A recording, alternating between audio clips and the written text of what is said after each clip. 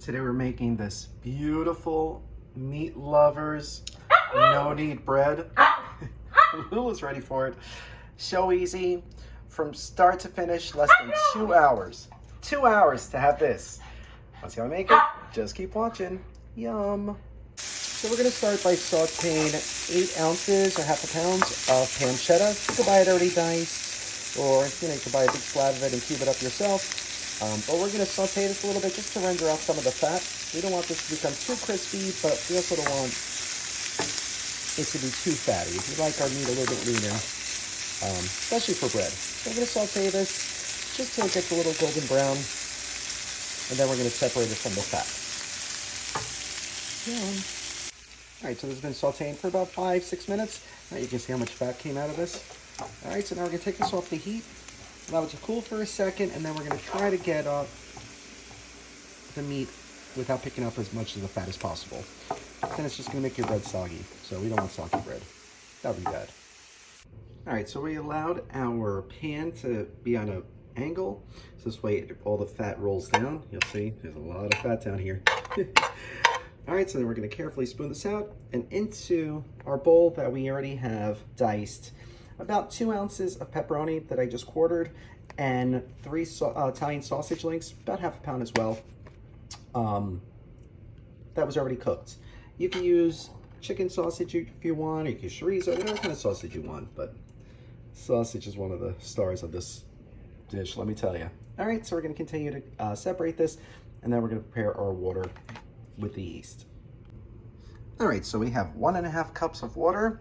The perfect temperature, like we always say, is between 110 and 115 degrees. Look at that, 113. Oh, now 112, all right. So I dissolved 1.5 teaspoons of sugar in this, and now we're gonna add 1 packet of yeast, of active dry yeast, or if you're using loose yeast, it's 2.25 teaspoons.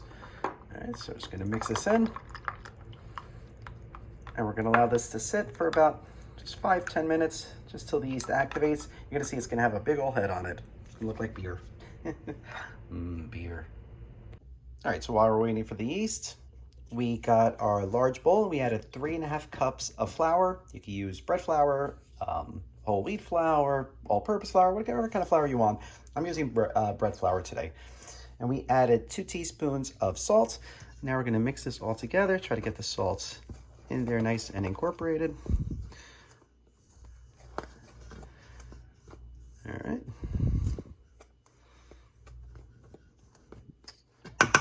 And then we're gonna throw in our meat. Yeah.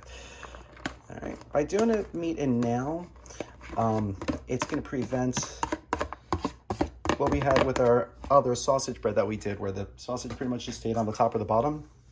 This one's gonna pretty much guarantee you that the meat's gonna be scattered throughout the entire loaf of bread, and that's exactly what we want. All right, so we're gonna mix this in nice. And then, we're not done there. You're gonna add 1 more ingredient. Actually 2, that's a lie, I'm sorry. All right. First up, we're gonna add about 1 cup of cheese. I'm gonna do shredded mozzarella cheese. Just about 1 cup. Ooh, nice. That's about half a cup. A little bit more. Never go wrong with too much cheese, right? All right.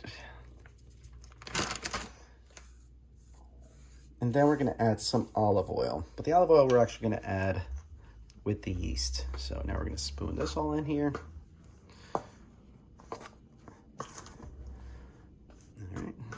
Everything's all nice mixed together. We'll see the yeast is starting to look pretty good. It's starting to get a little bit of a head. Just needs a little bit more. So we probably got about another 5 minutes. We'll be patient. While I was putting my yeast away, I noticed I had a small block of mozzarella. So I'm like, that's going in there too. So I cubed it up to little nice little cubes. So now we're gonna have an extra cheesy, extra meaty bread. Can never go wrong with that. All right, so we still got about another minute or 2 for the yeast. So still being patient. All right, so the yeast has been sitting for about 10 minutes. You can see it's got about a nice 1-inch head on it. So we're gonna pour this right in like that.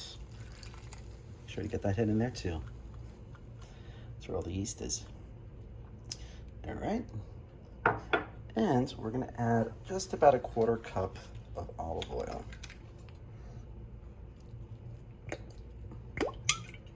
Maybe even a little less, maybe like 2 tablespoons.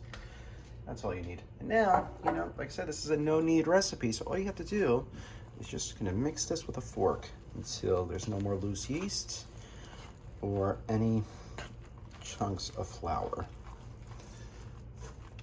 So, just gonna mix this up nice and carefully. I should have used a bigger bowl because I added all this meat. All right, so we're gonna continue to mix this. And then I'll show you how it looks. All right, so we got the dough all mixed up. You see, there's no loose flour. There's no puddles of water or anything like that. All right, so now we're gonna cover this tightly with some plastic wrap, and then we're gonna put it in a warm spot for just 1 hour. That's all you're gonna need for this recipe. Nice. All right, so the bread's proofing. We still got some time to kill. Are you thinking what I'm thinking? If you're thinking it's cocktail time, then you're right, it is, yeah! All right, so for today's toasted almond, you're gonna start with 1.5 ounces of coffee liqueur, 1.5 ounces of amaretto, and then 2 ounces of Irish liqueur. Or you could just use cream, but this tastes better. All right, now we're going to give it a little shaky. You want to shake this for about 15 seconds because you want this nice and frothy. Let's see how it looks. Wow. Oh, that's going to be nice. That's going to be so nice. Look at that. Still got it.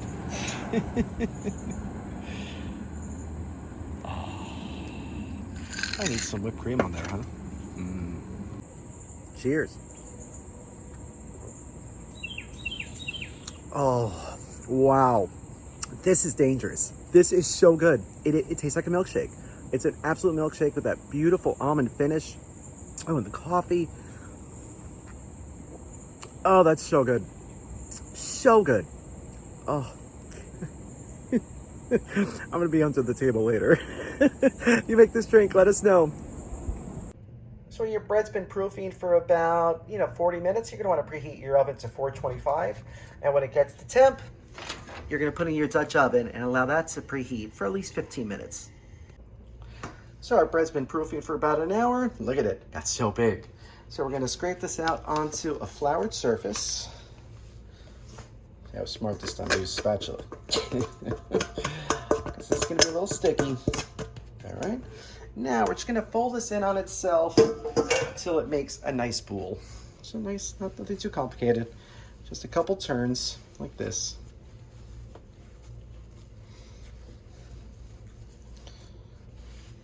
Just fold in, oh, trying to escape. Just fold in like that. Right, and when you get a nice looking loaf of bread thing, not yet, this needs to be folded in too. Okay. All right. This looks like it's ready for the oven. Nice. So onto a sheet of parchment paper it goes, and then we're gonna put this whole thing inside the Dutch oven. Careful not to burn yourself, because that thing has gotta be hot. All right, so we got it into the Dutch oven. We're gonna drizzle this with a little bit of olive oil. All right, like that. We're gonna make a slight little incision down the middle, just like that. And then we're gonna top with a little bit of kosher salt. So that extra little flavor. All right, so we're gonna put the lid back on, and then into the preheated 425-degree oven it's gonna go for 30 minutes. That's it. So once 30 minutes passes, you're gonna take the lid off and you're gonna cook it for about another 5-10 minutes until it reaches the state of golden brownness that you want. All right, so into the oven it's gonna go. All right, so we just pulled this out of the oven. It's been cooking for exactly 30 minutes. Need my pot holder for this because it's gonna be hot. Here's the big reveal. Oh, What? Look at this thing. Oh my God, it's huge. And it looks so beautiful and it smells glorious. Oh, but it still needs a little bit more color. So back in the oven, it's gonna go for about, probably like 7 or 8 more minutes and see what it's gonna look like. Wow, we're eating good tonight. All right, so just 7 minutes later, we pulled it out of the oven. Look at how crunchy and golden brown this is with all the meats. Oh, but it's so hot. All right, so we have to let this cool before we can try it. We don't want to get burned. It's gonna be hard though, so hard. All right, so we've allowed this to cool for a little bit. Just a moment of truth. We're gonna slice it open. Let's see. Oh, you get that crunch? Look at this. Look at that. Do you see this? Do you see all that beautiful flavor in there? Oh, it's gonna be so good. So good. Yum. Moment of truth. Oh my God.